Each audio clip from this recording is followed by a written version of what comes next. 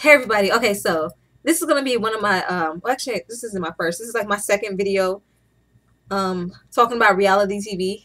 Um it's a guilty pleasure of mine. I like to watch reality TV shows, okay? So don't judge me. But this particular show is gonna be about Love and Hip Hop Atlanta. Now, I saw season 2 of Love and Hip Hop. I never saw season 1. And it is what it is. It was entertaining, whatever.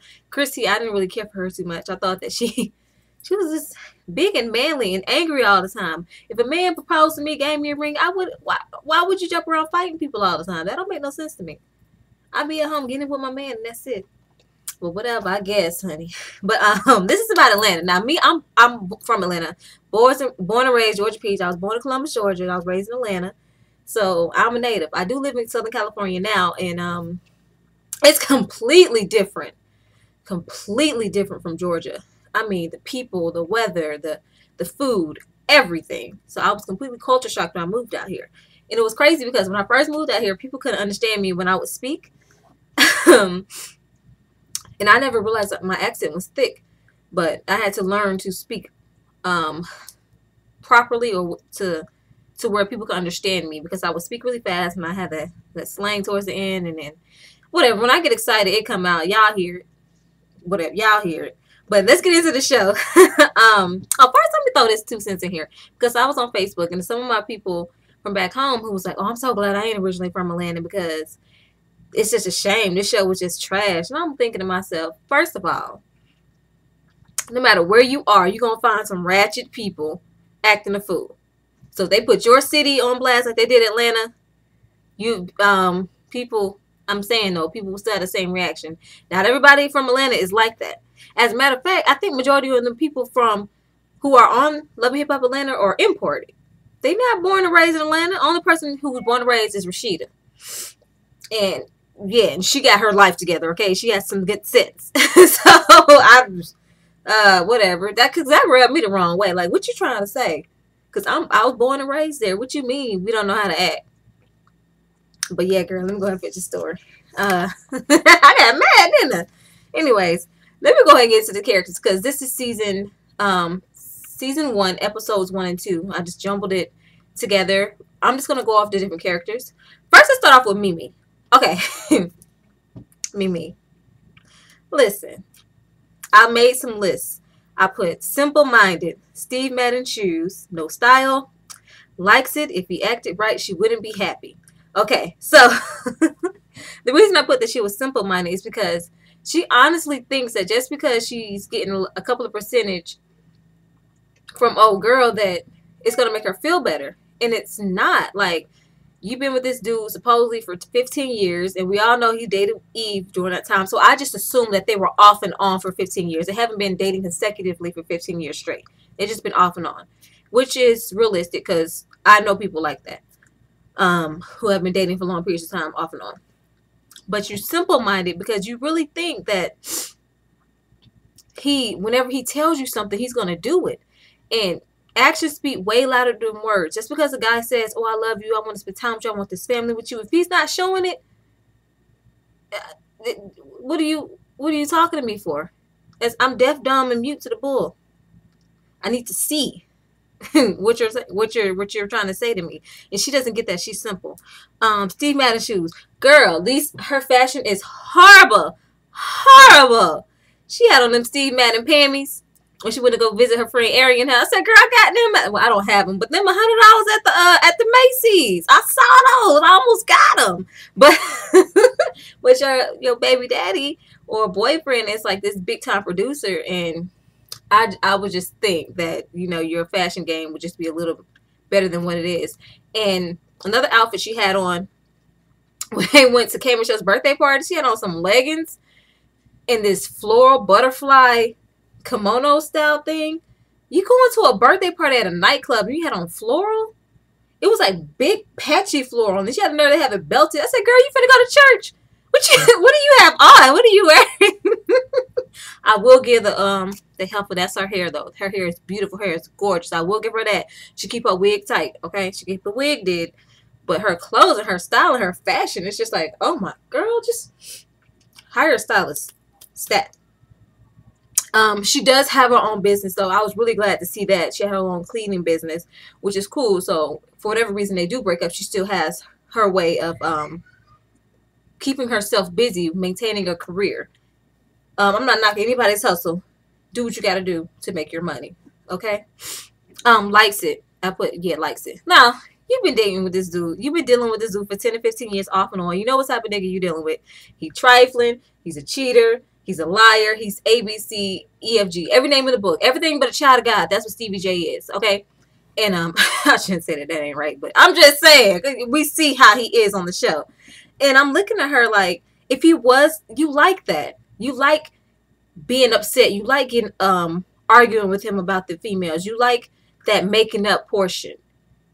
Break up to make up. You like that foolish. You like that mess he keeps going with you. Because as soon as he stops doing that, you're going to get mad. Or you're going to get upset. Or you're going to be disinterested. Like, you don't cause me enough stress no more. I can't deal with you no more. You're the type of woman who will never be happy. You mean to tell me you've been dealing with this guy for 10 or 15 years? You claim it's not the penis. It's not the dick. No, no, no. It's not that. I really love him. Okay, no, you love the drama he brings to your life. Because any reasonable thinking person would have stopped dealing with a guy like that a long time ago if they value themselves. A person with self-respect, good sense, they wouldn't put up with it. You simple. I can't take you. I cannot take her when she comes on screen. Tell me some. I want 10%. I want 5%. Girl, ma'am, stop. What you want is for him to keep doing what he's doing and treating you the way he's treating you, and that's what you like. So until he officially cuts you off, that's what you're going to deal with. And you're going to keep dealing with it until he decides he doesn't want to deal with you no more.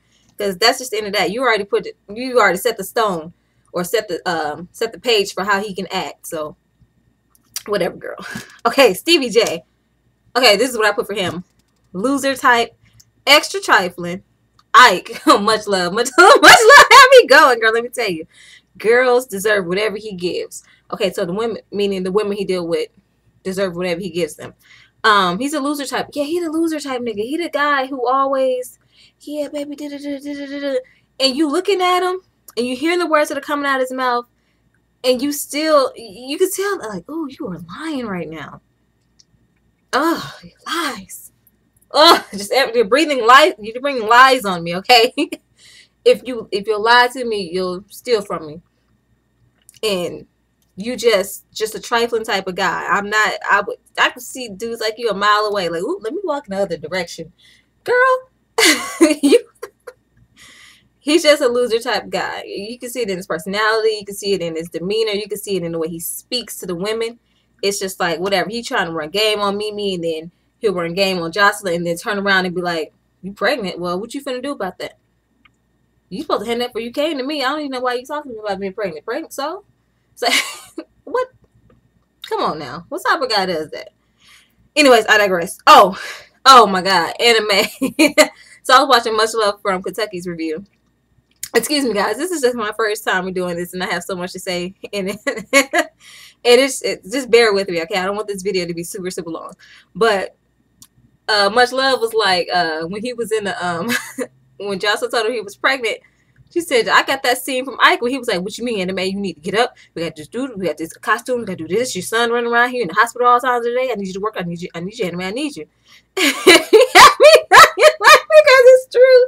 He does give me a little Ike-ish. But all right, girl. I was like, much love, girl. You're a mess. Oh, yeah. And then lastly, I put the women deserve whatever he gives them. You know what type of nigga you dealing with. He trifling. He's a cheater. He's a liar. So if you get into a relationship with him, you can't expect him to be faithful to you. For what? Why should he? He's already set the platform. He's already put it out there that I'm not going to be faithful. I'm going to do what the fuck I... Ooh, sorry, F-bomb. My bad.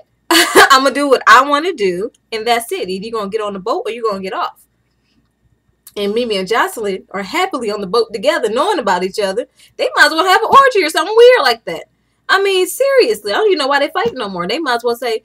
Mimi might as well come to the conclusion, well, dang, hooker, you finna be here, I guess.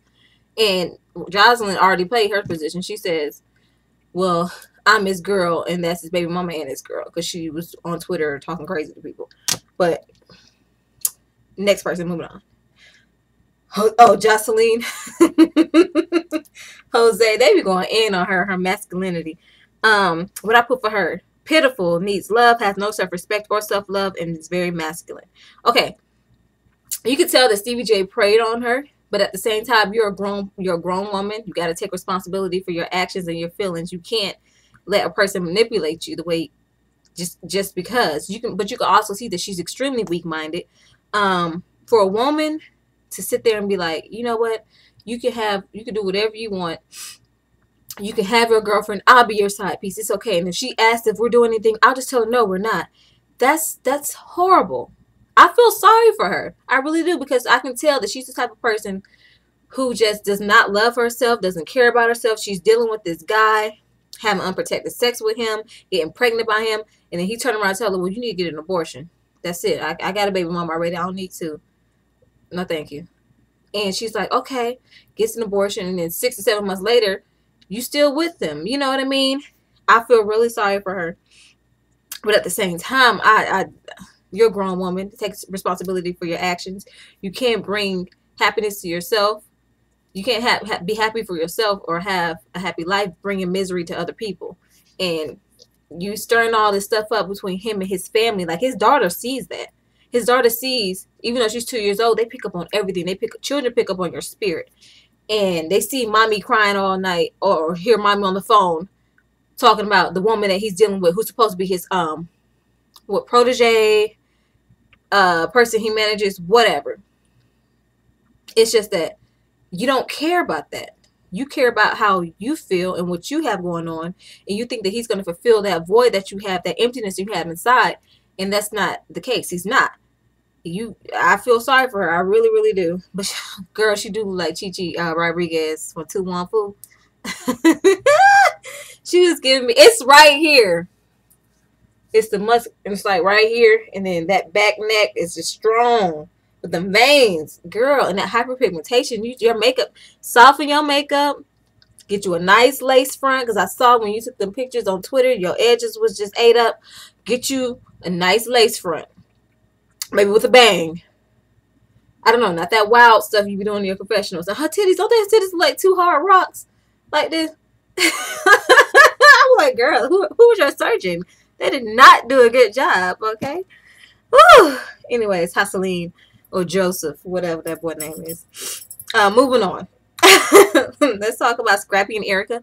Oh my God, Erica is so beautiful.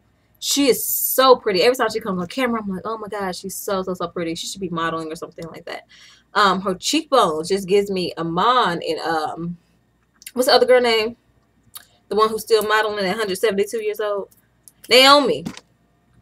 Girl, if this don't use this as a platform to get you modeling somewhere or somebody's something, because you are gorgeous, okay? Okay, what I put about her, Erica and Scrappy. I put them together. Erica is beautiful. Their relationship isn't real. They don't even touch or hug each other. Yeah, so every time we see them on camera together, they're like, well, what you finna do? Like, what do you finna do? I mean, when you was with Diamond, you left. You think you still want to be with her? Like, listen, either you're going to deal with him or you not. It's just that simple. It's not complicated. If you guys going to say we're going to try to make this work, you need to try to make it work. The more you talk about how the relationship isn't working or why it didn't work, you're not moving forward. From this point on, I need to see y'all going on dates. I need to see y'all smiling and laughing with each other. I need to see y'all hugging each other. I need to see y'all kissy face and all. I need to see that. If not, move on. Find other people to deal with, because it's not going to work. Just because you have a kid together doesn't mean you have to be together. Moving on. Okay, Mama D. Allie. Urban. Ratchet. Love her for loving her son, honey. I have 3 boys, and I have my 4th one on the way at the end of August. And how I go in, Mama D, about that hooker, Diamond. You ain't finna treat my kids any kind of way. And I tell my kids, I don't care what kind of woman they bring home. Because I was raised in the South, and I was taught you're supposed to be with people who look like you, meaning a black person. And I moved to California. I've never seen so many biracial people in my life. I haven't. And just being out here has broadened my horizons about. And then my sister-in-law is white, so and I have biracial nieces and nephews. So it's kind of like I'm way more open to it. But my thing is, I don't care who you bring with, black, white, Asian, Hispanic, whatever. Long, don't bring me home no trifling woman. Better bring me home a woman who's about something, who is going to better your life, who's going to make you feel like the person, like it's going to make you feel better about yourself, who's going to compliment you. Okay, not no trifling woman sitting at home talking about some he gonna take care of me. No, And Mama D clearly saw that Diamond was a trifling young lady, so she had to go in on her a couple of times. But she real alley, she urban, and she ratchet, lightweight ratchet, ex pimp, drug dealer. Whew. All right, I guess Mama D, we're gonna keep on. But her commentary is hilarious, and and how she went in on Erica's mama, and then she said, "I'm the queen," and I was like, "Ooh, something wrong with her." And then Erica was like, "You take your medicine?" She was like, I ain't took it about 5 days, girl. She's like, "Well, you need to get that together, honey, because you was having an episode, and I'm not appreciating it." Okay, go in, Erica. But I love Mama D, so I can't wait to see more of her. What? Amir, I'll be there in a minute. Sit down.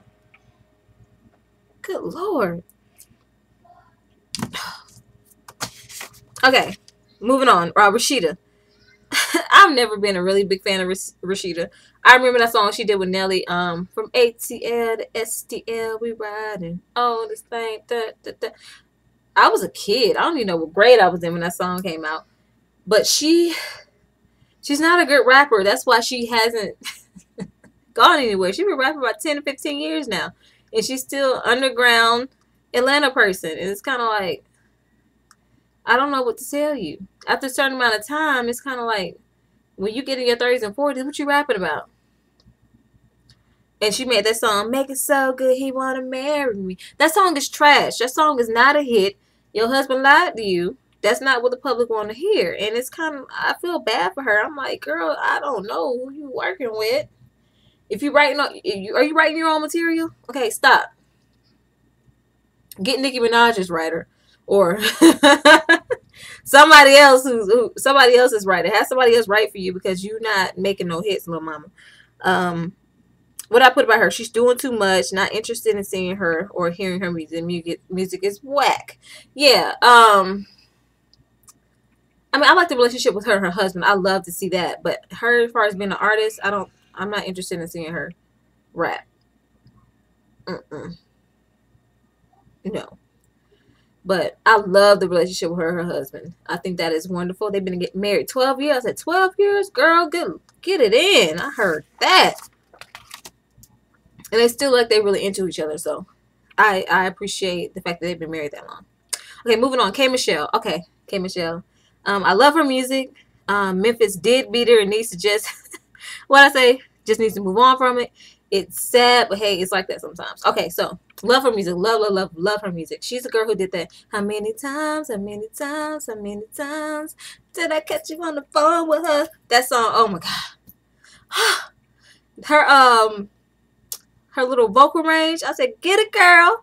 I love K Michelle. I can't wait for her new music to come out. I will definitely buy her album. I'm very interested to hear what else she has to bring to the table.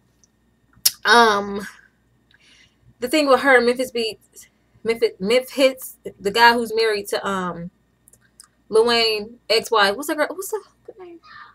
Toya Carter. Okay, yeah.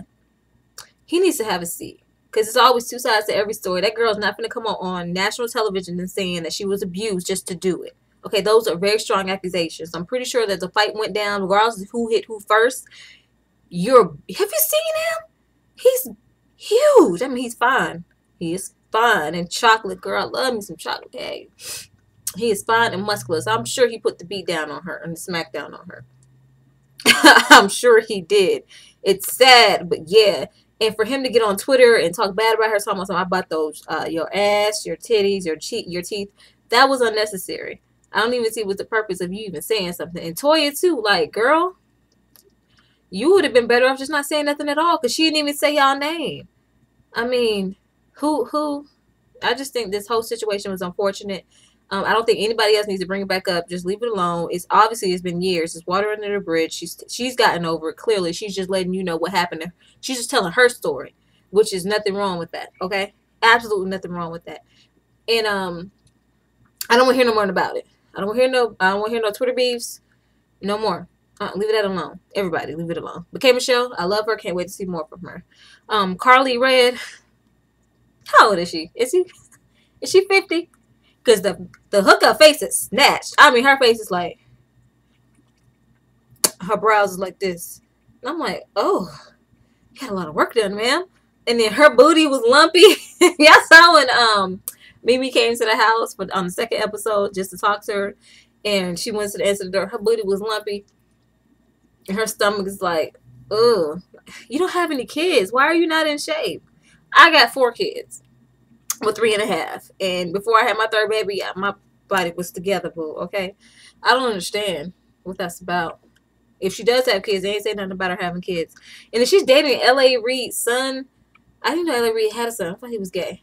But anyways, he does. But I'm like, clearly there's something about you that his dad wasn't interested in pursuing. So you're trying to, your heart is to scrape and scrap and get the lowest of the lowest producers like Stevie J to produce some music for you. I really want to work with him. She got on and she would start rapping or whatnot. I don't know. I didn't understand what she was saying. She was speaking. I don't know what that was. I didn't like it. But this is what I put about her. One, she needs to calm down.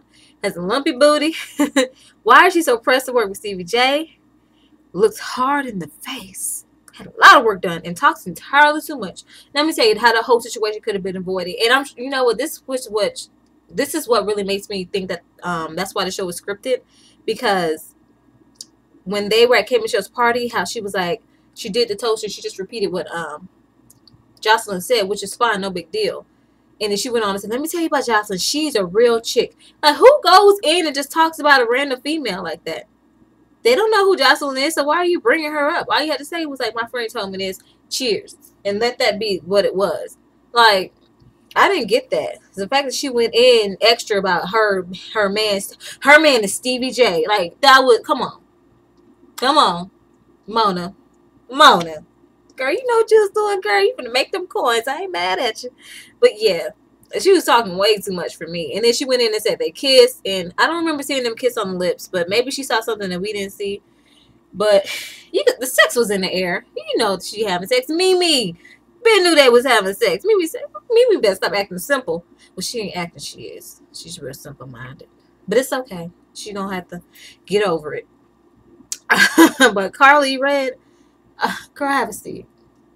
And then you see in the preview how she moved the table at K Michelle, like she kind of bucked down a little bit. K Michelle was like, "Ooh, you moved the table." I know that's right. Like, if you finna put your hands up, you need to go ahead and do it. Don't play with it, boo. Do not play with it. But yeah, girl, let me go on from around here because this show is a mess. I hope I didn't miss anybody. I will be watching next week. It is scripted. It's scripted, but I like it better like that. I'd rather it be scripted than for our personal entertainment than seeing the actual, like how Basketball Wives went with Tammy, just went in for no reason because she crazy. Like, I don't like seeing that. That was just mean. But this right here is really scripted, which is cool with me. Everybody's hair. Jocelyn needs to get rid of them wigs. Mom D needs to get a new quick weave because that bang is not for her face. I think that's Rashida's hair. I think Mimi and Rashida, I think that's their hair. I remember Rashida always had long hair though. K Michelle, her quick wigs, they be cool, but next time make sure that red invisible part, make sure your part's closer together, boo. Then, you know, I know how it slides sometimes. But and Carly Red, a girl have several seats, as Mikhail would say. I'm not really interested in seeing you. Okay? So yeah, y'all, that's my basic overview of episodes 1 and 2. Or actually just more of a general characterization of each of the people on the show. I will be watching, like I said. So yeah, thanks everybody for watching. Add me on Facebook, follow me on Instagram, and check out the blog. And yeah, that's basically it. Thanks everybody for watching. Bye.